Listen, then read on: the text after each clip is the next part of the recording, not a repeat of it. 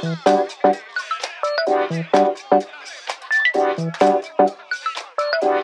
in this episode we head into South Australia. We start off in Mount Gambier before travelling on the coast to Robe, the Granites, Rapid Bay and Victor Harbour. Just for people as well, coming into South Australia you do have to get rid of all fruit, veg and soil. We're pretty good eating it all beforehand, just forgot one or two bits which you had to get rid of out in the water, and then just for good measure we gave the car a wash. And now here we are on our way to Mount Gambier. Any secrets? Oh really? Okay. Good secret.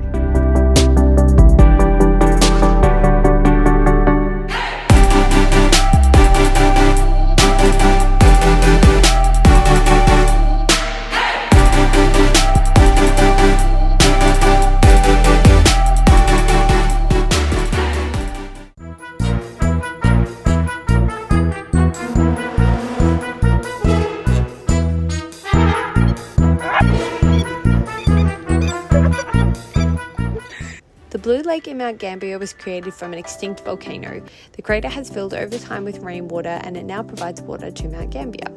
We got to see the lake in its vivid cobalt blue, but the colours do change with the seasons from green to grey. Although you can't swim in it, Little Blue Lake in Mount Shank round the corner allows swimming and even diving.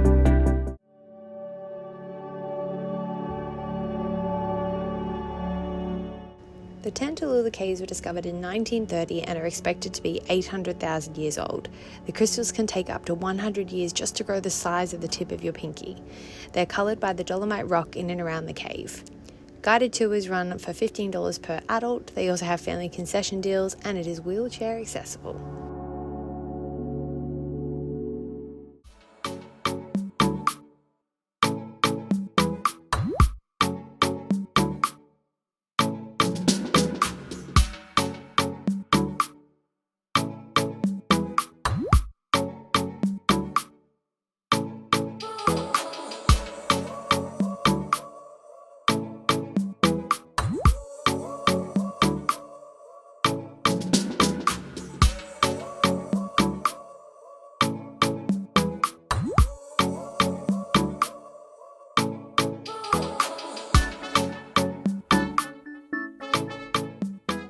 For one of the evenings we took a trip down to Long Beach just for a quick fish in the evenings. They do get quite a lot of schools of salmon go through there, so we were given a few tips.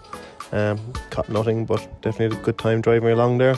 We didn't actually have time for the length we were there to do some of the four-wheel drive tracks, but there's some brilliant drives you can do from Robe to Beachport, and then even from Beachport to South End, and you can actually keep going down to Carpenter Rocks. So it's 100 and something that I want to do, and we'll definitely do when we're there next time. We'll plan it for a bit longer, but it's definitely a good place to start.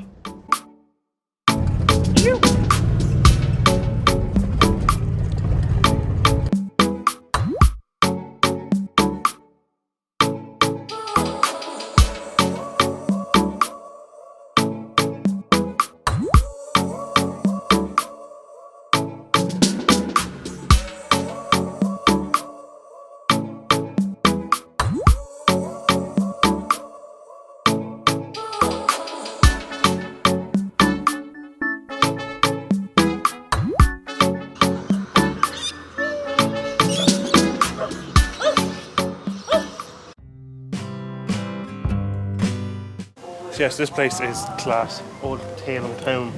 It's bought in the 70s, but it's actually, the owner is the great-grandson of the original landowner, or the great-great-grandson, who started it off. But he started building it in the 80s, and they're all like reclaimed buildings and moved buildings. And trains and cars. Well, yeah, even just like, but the buildings are fully kitted out, so they're not just like, it's not just the actual building itself, but all inside of it's fully as it would have been, a replica of it anyway, with all original parts. And there must be, I couldn't even guess, there must be, what would you say, 100,000, 200,000 different pieces of like equipment and bottles and everything. I'd actually even go like millions.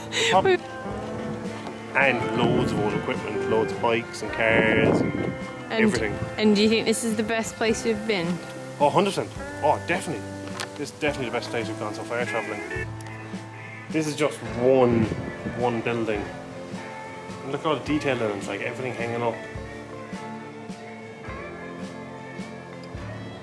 case you are into that sort of thing as well, they also have ghost tours that they do here. That's not my sort of thing. I have jumped 3 times at mannequins that they've got propped up places, but if you'd like to see some ghosts, I'm 100% certain that this place is haunted, and it'd be great to see after dark if that was your thing.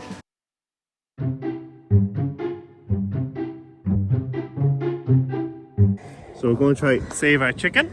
We came past it. We ran down the road to save this chicken because it was here. It's coming this way. It was going to cross the road.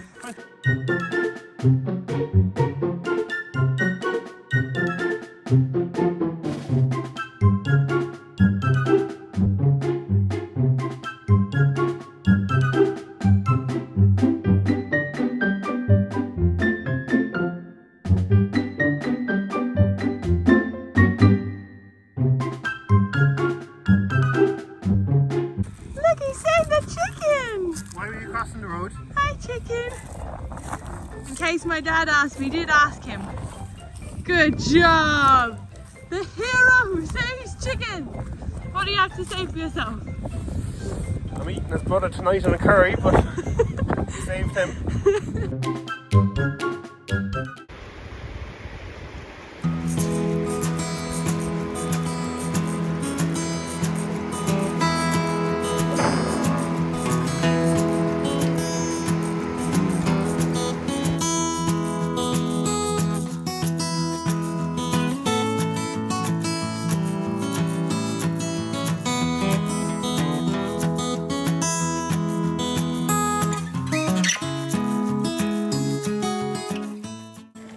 So the less fun part about travelling, coming along the coast, coming down from Adelaide down to Rapid Bay, we cut across, but that's the coastline coming down. Adelaide's the end for a distance, but that's the coastline towards it.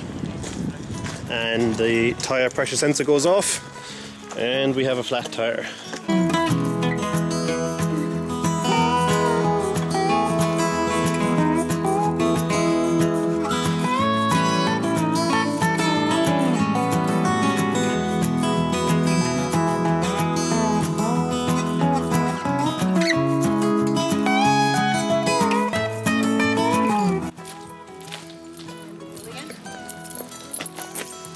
These bits are really cool. Lock in bolt for going in behind them. Sorry. Locking it in, and there's dust seal caps. They come numbered in the program, system programmed. So you just follow the sketches where they say in the tyre they go. Which tyre. That is the tyre change complete. But I forgot to put the dust hub on the wheel. Forgot about that. Let's get to this campsite now and just set up for the night and then get the tyre and everything changed tomorrow. All done. Jack, Jess. Hey, helped. Was that your first tyre change? That was our first ever tyre change. And it was really good because Paul was here. And Zeusy did nothing. He was What do you reckon, Zeus? a drag to the team, I think. Don't believe that. Look at, do the view as well. It's a great view to break down at. It's a pretty good spot to break down there. So careful, but we're good at that. Yeah.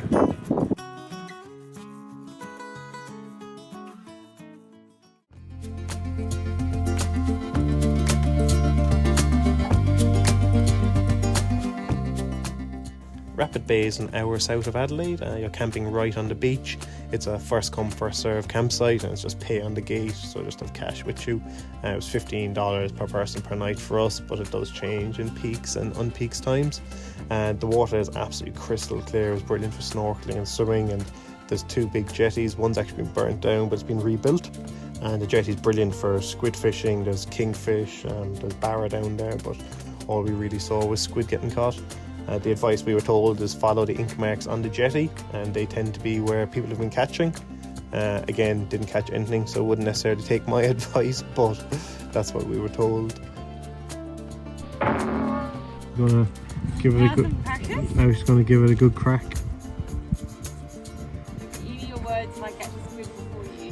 So she's all talk now. So she's after having about 9,000 practice shots.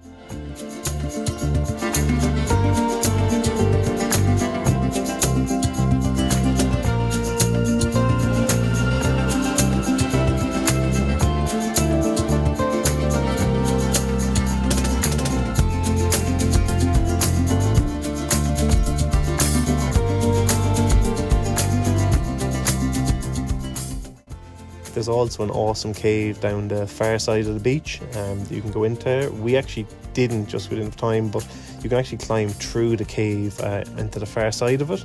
Might be worthwhile, but it doesn't go that far in. It's not too difficult for most people.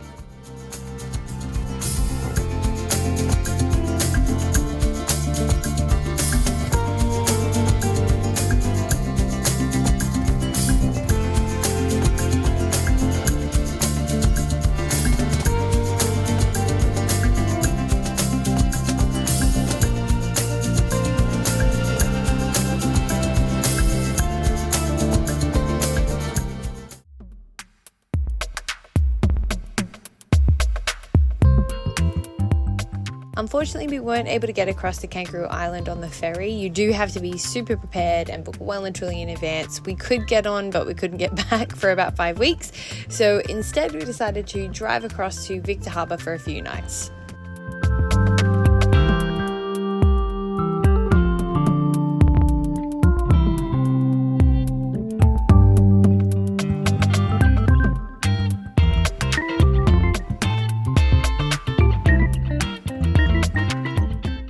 We were spoilt on our second day with warm weather and the beautiful sun. There's lots to see and do here in Victor Harbour. There's a bridge across to Granite Island as well, which you can cross with a horse-drawn tram.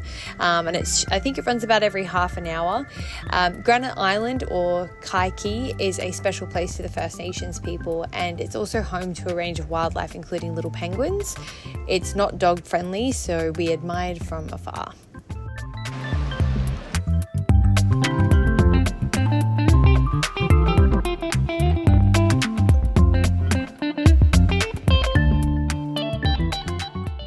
Thank you for watching Irish Turn Oz. And don't forget to like and subscribe.